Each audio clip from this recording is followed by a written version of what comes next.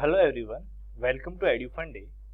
I am your mentor of physics and today we are going to start a new topic of motion in a plane. तो इसमें हम लोग आज बात करेंगे introduction of motion on in a plane कि motion in a plane है क्या, इसको हम लोग देखेंगे आज। तो चलिए शुरू करते हैं। जिस तरीके से हम लोग यहाँ पर देख रहे हैं कि यहाँ पर एक ये जो जेट है ये एक कुछ बम या कुछ भी जो गिरा रहा है ये किस तरीके से वर्टिकली और हॉरिजॉन्टली दोनों तरफ से मोशन करते हुए ये जमीन पे आ रहा है। तो ये एक तरीके से देखा जाए तो ये दो डायमेंशन पे चल रहा है, एक तो वर्टिकली एक हॉरिजॉन्टली। तो ये कह सकते हैं कि ये एक प्लेन पे मोशन करता हुआ नीचे गिर रहा है। तो इसको हम लोग क्या बोलेंगे, मोशन इन ए प्लेन। देखिए रेस्ट एंड मोशन जो है ये दोनों रिलेटिव टर्म्स है। Relative terms in the sense कि अगर हम लोग रेस्ट को और मोशन को अगर हम लोग डिफाइन करें तो हमें किसी ऑब्जेक्ट को रेस्पेक्ट मानकर उससे रिलेट करवाकर हम लोग किसी दूसरे ऑब्जेक्ट की मोशन को या उसके रेस्ट को हम लोग क्या कर सकते हैं, बता सकते हैं। Like the branch of mechanics that deals with the study of motion of object without any reference to the cause of motion is called kinematics। तो काइनेमेटिक्स क्या होती है, ये एक मैकेनिक्स की ब्रांच है जो कि मोशन किसी ऑब्जेक्ट की स्टडी मोशन की स्टडी करती है बिना किसी कारण के कि मोशन क्यों हुआ। A system of coordinate axes with regards to which an event can be described is called frame of reference। और आगे जो डेफिनेशन है वो हमें गिवन है फ्रेम ऑफ रेफरेंस की। तो फ्रेम ऑफ रेफरेंस क्या होता है, एक कोऑर्डिनेट का एक सिस्टम जिसके रिगार्ड हम लोग कोई भी इवेंट होती है उसको डिस्क्राइब करें। यानी कि किसी मोशन को, किसी ऑब्जेक्ट की मोशन को, रेस्ट को, फोर्स को, किसी भी एक इवेंट को डिस्क्राइब करने के लिए हम एक रेस्पेक्टेड फ्रेम मानते हैं। एक रेस्पेक्टेड हम लोग एक बॉडी एक सिस्टम को कंसीडर करते हैं जिसको हम लोग कहते हैं फ्रेम ऑफ रेफरेंस। नाउ अगर यहाँ पर हम लोग बोले दैट व्हाट इज रेस्ट तो हम लोग कह सकते हैं that the train is at rest. क्यों? क्योंकि देखिए एक टाइम के साथ ये ट्रेन अपनी पोजीशन एक्सेस में कुछ भी चेंज नहीं कर रही है।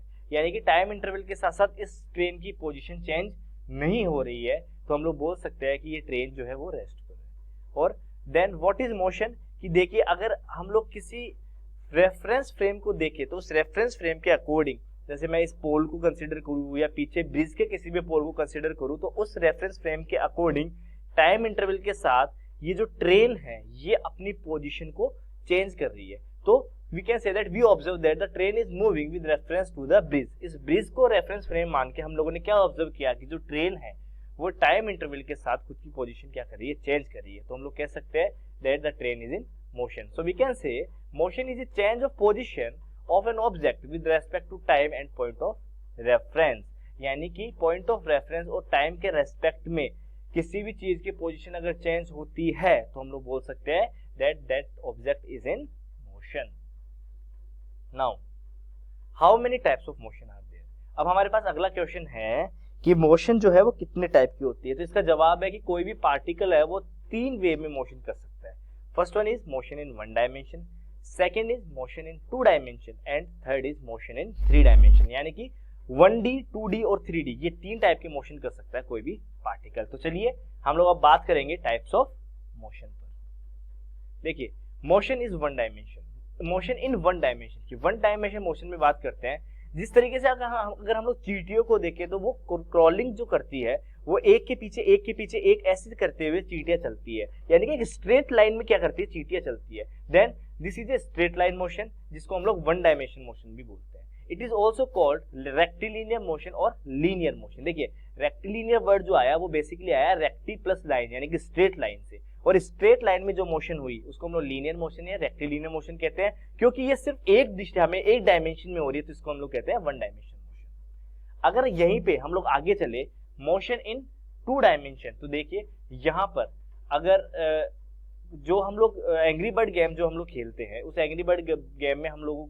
क्या करते हैं कि इस बर्ड को इस एक गुलेल से हम लोग क्या करते हैं, फेंकते हैं, तो ये हॉरिजॉन्टल होती हुई नीचे गिरती है। यानी कि ये जो बर्ड है ये कुछ इस तरीके से होती हुई यूं गिरती है। यानी कि देखिए इसमें दो डायमेंशन, एक तो हॉरिजॉन्टल और एक वर्टिकल, दोनों डायरेक्शन में क्या गई एक साथ ही बढ़ जाती है। तो इस तरह की मोशन को क्या बोलते हैं, टू डायमेंशन मोशन।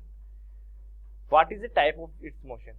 देखिए जिस तरीके से अगर मैं इस मछली की बात करूं, फिश की बात करूं, तो यहाँ पर देखिए इसकी जो मोशन है वो कुछ इस तरीके से हुई, यानी कि हॉरिजॉन्टल और वर्टिकल इन दो डायमेंशन में इसने मोशन की, तो इसको हम लोग ये 2 डायमेंशन मोशन कहेंगे। जैसे कि कॉकरोच की हम लोग बात करें तो कॉकरोच क्या करता है, इधर उधर प्लेन पे चलता है, यानी कि वो कैसे, इस डायरेक्शन में भी और इस डायरेक्शन में भी, दोनों डायरेक्शन में चलता है। तो ये भी एक एग्जांपल है 2D मोशन का, ठीक है।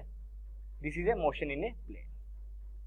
अगर हम लोग बात करें 3 डायमेंशन मोशन की, तो basically this is motion in space, यानी कि वो पार्टिकल जब स्पेस में मोशन करे, that is known as 3 dimension motion. अगर यहाँ पर मैं इस बी की बात करूं तो ये जो बी है ये एक्स एक्सिस, वाई एक्सिस और जेड एक्सिस, ऊपर नीचे दाएं बाएं, और कि ये हर डायरेक्शन में 3 डायमेंशन में क्या कर रही है, ये मूव कर रही है।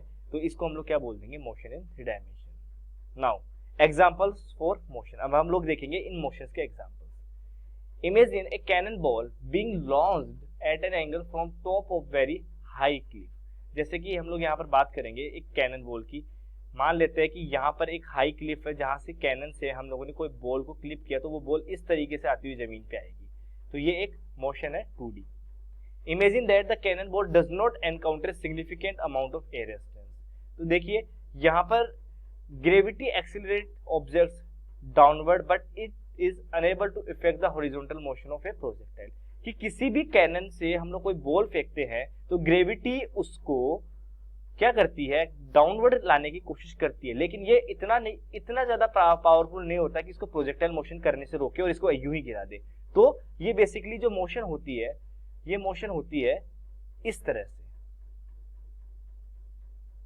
यहां से कुछ इस तरीके से। Then we can say that what could be the path of cannonball and how could be the motion of cannonball described? तो cannonball का path कैसे होगा? In the absence of gravity, the cannonball follows a straight line. Path consists with the laws of inertia. यानी कि अगर gravity नहीं होगी तो जो बॉल है वो सीधी स्ट्रेट लाइन में हॉरिजॉन्टली मूव करेगी with law of inertia. Gravity accelerates objects downward but is unable to affect the horizontal motion of projectile. कि ग्रेविटी जो है बॉल को डाउनवर्ड एक्सीलरेट करेगी, लेकिन इस मोशन को प्रोजेक्टाइल होने से और हॉरिजॉन्टल चलने से ये ग्रेविटी नहीं रोक पाती, यानी ये प्रोजेक्टाइल मोशन करेगा, जैसा कि इसमें दिखाया गया है। Now the cannon ball follows a parabolic path as the ball rise towards its peak. कि जब बॉल जो है या कैनन से बॉल छूटती है तो ये पैराबोलिक पाथ पे क्या करती है, फॉलो करती है। जब ये टॉप पे होगी, राइज करेगी टुवर्ड्स द पीक, तो फिर ये उस पीक पॉइंट पे जाने के बाद में डाउनवर्ड भी आएगी। As the ball falls it still undergoes a downward acceleration. जब ये नीचे गिरती है तो एक डाउनवर्ड एक्सीलरेशन के अंडर ये जाती है, जैसे कि यहाँ पर दिखा गया कि इनिशियली बॉल हम लोगों ने यहाँ से छोड़ी तो ड्यू टू ग्रेविटी क्या होगा, ये ग्रेविटी इसको डाउनवर्ड एक्सीलरेट करने के यूं ही पटकने की कोशिश करेगी नीचे, लेकिन ये इसमें ये इतनी अफेक्टेड नहीं है कि इसको हॉरिजॉन्टल और पैराबोलिक मोशन करने से रोक सके। तो बॉल का जो रियल पाथ होगा वो ये वाला होगा। अब यहां पर हम लोग देख सकते हैं कि बॉल जो है हॉरिजॉन्टली और वर्टिकली दोनों डायरेक्शन में चल रही है, यानी कि 2 डायमेंशन मोशन का एक एग्जांपल है। This downward acceleration is decided by a change in the vertical component of velocity. तो ये इससे क्या है कि वर्टिकल कंपोनेंट ऑफ वेलोसिटी इसमें क्या हो रहा है, चेंज हो रहा है। क्यों? क्योंकि देखिए इनिशियली हाइट यहाँ थी तो वर्टिकल कंपोनेंट यहाँ से हम लोग मेजर करेंगे, फिर जैसे जैसे हाइट कम हो रही है वर्टिकल कंपोनेंट भी क्या हो रहा है, चेंज हो रहा है। This downward direction is a cause of downward force of gravity on the ball. देखिए डाउनवर्ड डायरेक्शन, एक्सेलरेशन डाउनवर्ड है तो ग्रेविटी का फोर्स जो है क्या होगा, डाउनवर्ड होगा। या फिर यूं कह दे कि अगर ग्रेविटी डाउनवर्ड फोर्स लगा रही है तो जो एक्सेलरेशन होगा वो भी डाउनवर्ड होगा। अब एक्सेलरेशन डाउनवर्ड है तो जो बॉल की जो डायरेक्शन होगी वो भी क्या होगी, downward. The cannon ball motion is a projectile motion neglecting the air resistance. अगर हम लोग इसमें क्या करते हैं, हम लोग इसमें एयर रेजिस्टेंस को नेगलेक्ट करते हैं, तो इस तरीके से जो मोशन हो रहा है ये प्रोजेक्टाइल मोशन हो रहा है। मींस कि यहां से प्रोजेक्ट करने पे ये सबसे पहले ऊपर की तरफ गई और जब ये ऊपर की तरफ चली गई उसके बाद में ये वापस नीचे की तरफ आई। तो इस तरह से हम लोग देख सकते हैं कि t इक्वल्स टू, अगर यहाँ पर देखेंगे t इक्वल्स टू 1 2 3 4 5 और t इक्वल्स टू 8 सेकंड पे ये मैक्सिमम हाइट पे थी या 7 सेकंड पे मैक्सिमम हाइट पे थी और total t equals to 18 second पे ये ग्राउंड पर आ गई। तो ये जो हम लोगों को यहाँ पर मोशन दिखाया गया, बेसिकली ये प्रोजेक्टाइल मोशन ही हमें दिखाया गया है। Thank you for watching Edufun day.